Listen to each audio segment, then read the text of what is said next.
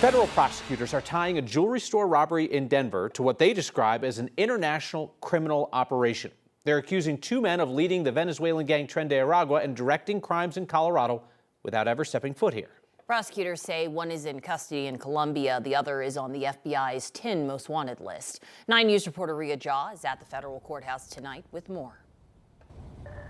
Yeah, the legal tool prosecutors are using is called a RICO charge. It allows them to connect multiple crimes into one case. So in this case, they're alleging two Tren de Aragua leaders orchestrated multiple crimes here in Denver from outside the U.S.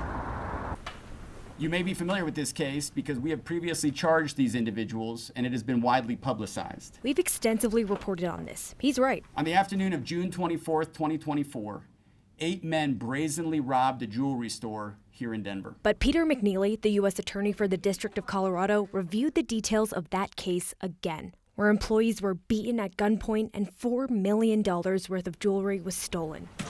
Today, he came here to say they indicted the guys at the top. This robbery was carried out at the behest of Tren de Aragua leaders, specifically the two individuals who we have now charged in this case. Brawins Dominique Suarez Villegas, aka Chino San Vicente, and Giovanni Vicente Mosquera Serrano.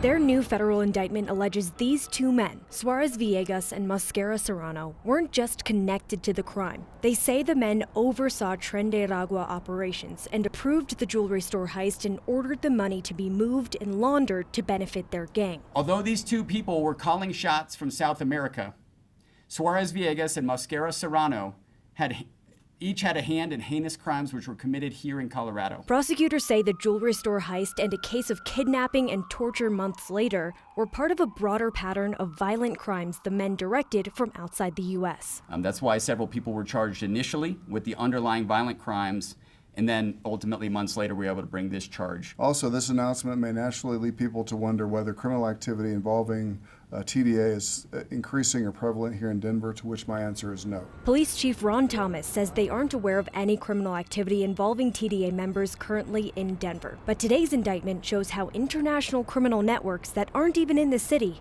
still can hit close to home. Prosecutors didn't give us much information on how exactly they found these guys, but they did say one of the leaders, Suarez Villegas, is in custody in Colombia and faces extradition to Colorado. The other leader, Mosquera Serrano, is on FBI's top 10 most wanted list, and there is a $5 million reward for anyone with information that leads to his arrest. They did say they don't believe he is in the U.S. Reporting live in Denver, Ria Jaw, 9 News.